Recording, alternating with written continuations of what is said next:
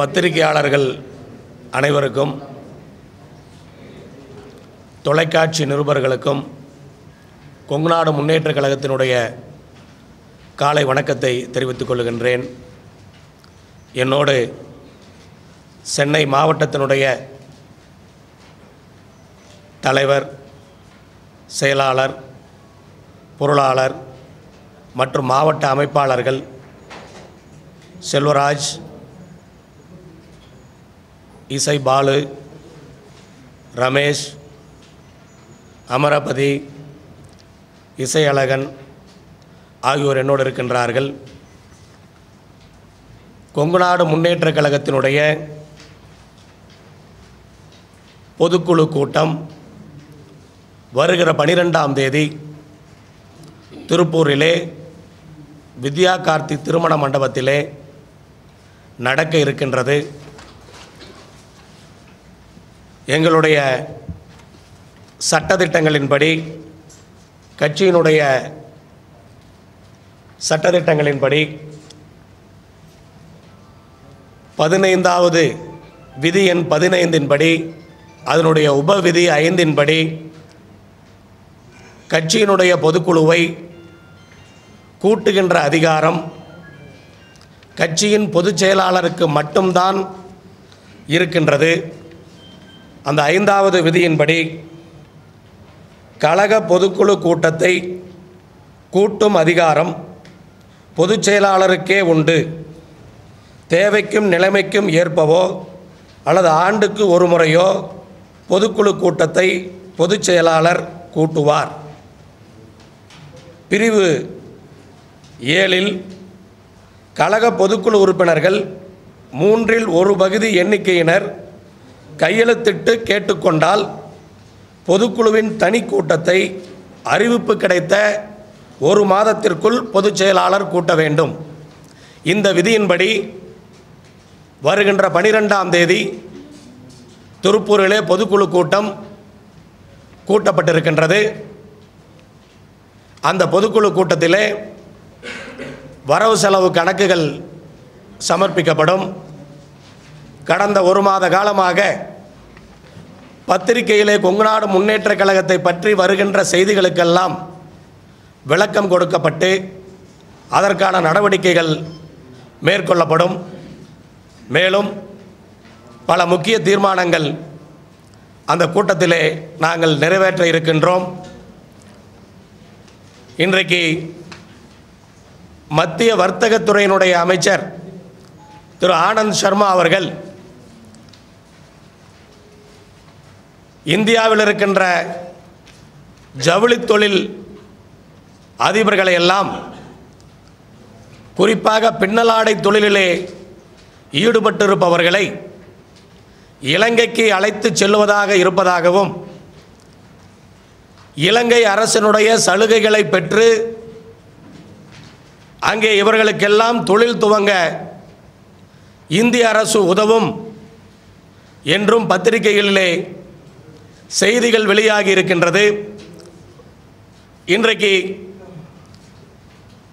ஜவுளி தொழில் இந்தியாவிலே அரசினுடைய எந்த ஊக்கமும் இல்லாமல், அரசினுடைய கவனிப்பில்லாமல் அழிந்து கொண்டிருக்கின்றது. குறிப்பாக பின்னலாடை தொழில் இந்தியாவிலேயே திருப்பூரில்தான் அதிகமாக இருக்கின்றது. திருப்பூர் இன்றைக்கு பல பிரச்சனைகளை சந்தித்து அங்கிருக்கின்ற பின்னலாடை தொழில் மிக மோசமான நிலையில் இருக்கின்றது. அப்படி இருக்கின்ற சூழ்நிலையில் இங்கிருக்கின்ற ஜவுளி தொழிலை பாதுகாப்பதற்கு இந்திய அரசினுடைய சலுகைகளை, உதவிகளை கொடுத்து இந்த தொழில்களை காப்பாற்றுவதை விட்டுவிட்டு இவர்களையெல்லாம் நான் இலங்கைக்கு அழைத்து சென்று இலங்கை அரசினுடைய சலுகையை பெறுகிறேன் என்று இந்திய அமைச்சர் சொல்லியிருக்கின்றார். அப்போ அழிந்து கொண்டிருக்கின்ற அந்த தொழிலை மேலும் அழிப்பதற்கான முயற்சி. இன்றைக்கு தமிழர்கள் பல வகைகளிலும் பாதிக்கப்பட்டு கொண்டிருக்கிறார்கள். இலங்கையிலே தமிழ் சமுதாயம் அழிக்கப்பட்டிருக்கின்றது. காவிரி நதியினுடைய நீரை பெறாமல் தமிழர்கள் பாதிக்கப்பட்டிருக்கின்றார்கள்.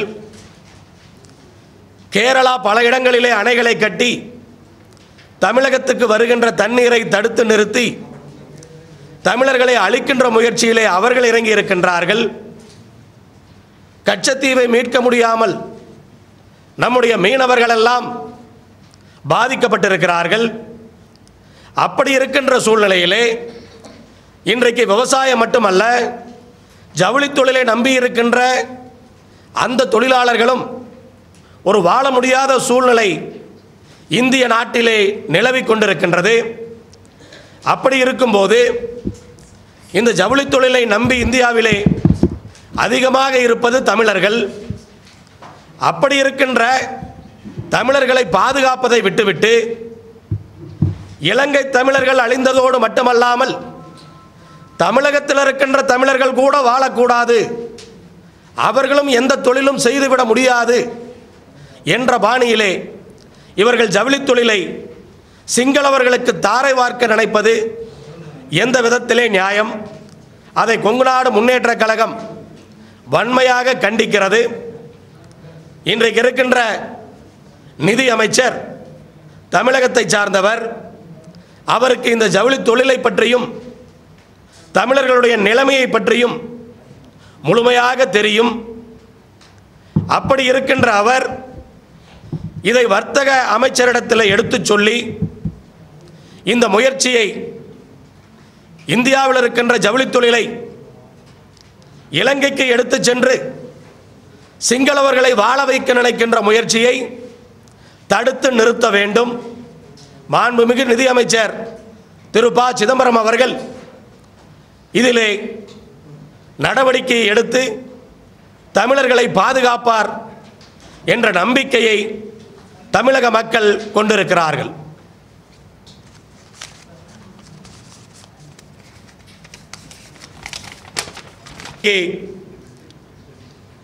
ஈமு கோழி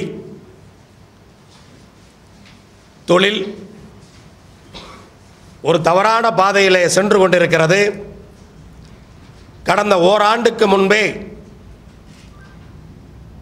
அங்கு பெருந்துறையில் இருக்கின்ற சுசி ஈமு நிறுவனம் பணத்தை ஏழை விவசாயிகளிடமிருந்து நிறைய வசூல் செய்து கொண்டிருக்கிறார்கள். அதை அரசு தடுத்து நிறுத்த வேண்டும். ஊடகங்களும் அதற்கு ஒரு தெளிவான விளக்கங்களை மக்கள் மத்தியிலே கொடுத்து ஏமாறுபவர்களை தடுக்க வேண்டும் என்று கொங்குநாடு முன்னேற்ற கழகத்தின் சார்பிலே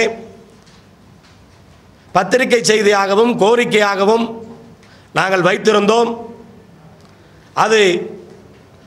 அது சுசி ஈமு நிறுவனத்தை சார்ந்தவர்கள் கூட நாங்கள் தொழில் செய்வதை கொங்குநாடு முன்னேற்ற கழகம் விரும்பவில்லை, கொங்குநாடு முன்னேற்ற கழகத்திற்கு கண்டனம் தெரிவிக்கிறோம் என்று கூட பத்திரிகைகளிலும் தொலைக்காட்சிகளிலும் செய்திகளை சொன்னார்கள். அதுவும் ஊடகங்கள் வாயிலாக வந்தது. ஆனால் இன்றைக்கு பாதிக்கப்பட்ட ஏழை விவசாயிகள் பெருந்துறையிலே சுசி ஈமு நிறுவனத்தின் முன்பாக அங்கு அமர்ந்திருக்கிறார்கள், போராட்டம் நடத்தி கொண்டிருக்கிறார்கள். ஓராண்டுக்கு முன்னே எச்சரிக்கை செய்த போது நாம் விழித்து கொண்டிருந்தோம் என்று சொன்னால் இன்றைக்கு இந்த நிலைமை தவிர்க்கப்பட்டிருக்கும். இன்றைக்கு சுசி ஈமு நிறுவனம் போல நூற்றுக்கணக்கான நிறுவனங்கள் உருவாக்கப்பட்டு ஏழை விவசாயிகளும் ஓய்வு பெற்ற அரசு அதிகாரிகளும் லட்சக்கணக்கிலே பணத்தை அங்கே முடக்கி இருக்கின்றார்கள். மொத்தமாக இவர்கள் ஆயிரக்கணக்கான கோடி அங்கே முதலீடு செய்யப்பட்டிருக்கின்றது. இதில் பாதிப்படைவது ஏழை மக்கள் என்பதை புரிந்து கொண்டு அரசு இன்னும் தாமதப்படுத்தாமல் அவர்கள் உடனடியாக களமிறங்கி இந்த பிரச்சனையை தீர்த்து பணம் கட்டியவர்களுக்கு அந்த பணத்தை திரும்ப பெறுவதற்கான முயற்சிகளை செய்ய வேண்டும். உலகத்திலேயே இன்றைக்கு பிரேசில் நாட்டில்தான் எத்தனால் அதிகமாக பயன்படுத்தப்படுகின்றது. பெட்ரோலிலும் டீசலிலும் எத்தனால் கலப்பது என்பது இன்றைக்கு உலகத்தில் பல நாடுகளில் நடந்து கொண்டிருக்கின்றது. அங்கே பிரேசில் நாட்டில்தான் 50% மேலாக எத்தனால் கலக்கப்படுகின்றது. அங்கு பெட்ரோல் பம்புகளிலே பெட்ரோல் என்று எழுதுவதை விட எத்தனால் என்று தான் எழுதியிருக்கின்றார்கள். அப்படி எத்தனால் உபயோகம் இன்றைக்கு பிரேசில் நாட்டிலே அதிகப்படியாக நடக்கின்றது. எத்தனாலை உபயோகித்தோம் என்று சொன்னால் பெட்ரோல் டீசல் இறக்குமதி செய்வது, கச்சா எண்ணெய் இறக்குமதி செய்வது குறையும், அந்நிய செலாவணியுடைய தேவையும் குறையும். கரும்பிலிருந்து அதிகமாக எத்தனால் தயாரிக்கப்படுகின்ற காரணத்தினால் கரும்பு விவசாயிகள் பலனடைவார்கள். எத்தனால் இந்தியாவிலே உபயோகப்படுத்தப்பட்டால் கச்சா எண்ணெய் இறக்குமதியை குறைக்க முடியும். கரும்புக்கு டன்னுக்கு 5000 ரூபாய் கொடுக்க முடியும். இன்றைக்கு விவசாயிகள் கேட்டுக்கொண்டிருப்பது 3000 ரூபாய். முதலமைச்சர் அவர்கள் தேர்தல் நேரத்திலே கொடுத்த வாக்குறுதி 2500 ரூபாய். இன்னும் அந்த 2500 ரூபாயே விவசாயிகளுக்கு கொடுக்காமல் இருக்கிறது. ஆனால் எத்தனால் உபயோகப்படுத்தினால் விவசாயிகளுக்கு 5000 ரூபாய் கொடுக்க முடியும். அதற்கு பிறகும் அரசுக்கு லாபம் இருக்கும். ஆனால் எத்தனால் உபயோகத்தை ஏனோ தெரியவில்லை, எந்த ஒரு அரசாங்கமும் இந்தியாவிலே ஊக்கப்படுத்தாமல் இருக்கின்றார்கள். அதற்கு மிகப்பெரிய தொழிலதிபர்கள் 10,000 20,000 கோடி என்று எண்ணெய் சுத்திகரிப்பு ஆலைகளை நிறுவியிருப்பதுதான் காரணமா? அவர்கள் அரசாங்கத்தை தடுக்கிறார்களா? அரசாங்கம் ஏழை விவசாயிகளுக்கு உதவி செய்ய போகிறார்களா? அல்லது பெரிய பண முதலீடு செய்திருக்கின்ற தொழிலதிபர்களை பாதுகாக்கப் போகிறார்களா? இதை அரசாங்கம் தெளிவுபடுத்தி எத்தனால் உபயோகத்தை அதிகப்படுத்தி இந்தியாவில் இருக்கின்ற விவசாயிகளை பாதுகாக்க வேண்டும் என்பதுதான் எங்களுடைய கோரிக்கை. தமிழக அரசை பொறுத்தவரை இன்றைக்கு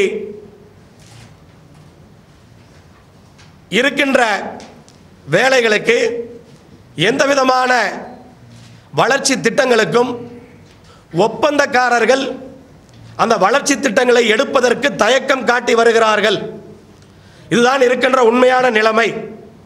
நெடுஞ்சாலைத்துறையாக இருந்தாலும் சரி, பொதுப்பணித்துறையாக இருந்தாலும் சரி, வளர்ச்சி திட்டங்களுக்கான அந்த ஒப்பந்தம் கோருவதிலே ஒப்பந்தக்காரர்கள் தயக்கம் காட்டுகிறார்கள். ஏனென்றால் அவர்களுக்கு கட்டுப்படியாகாத விலை அங்கே இருக்கின்றது.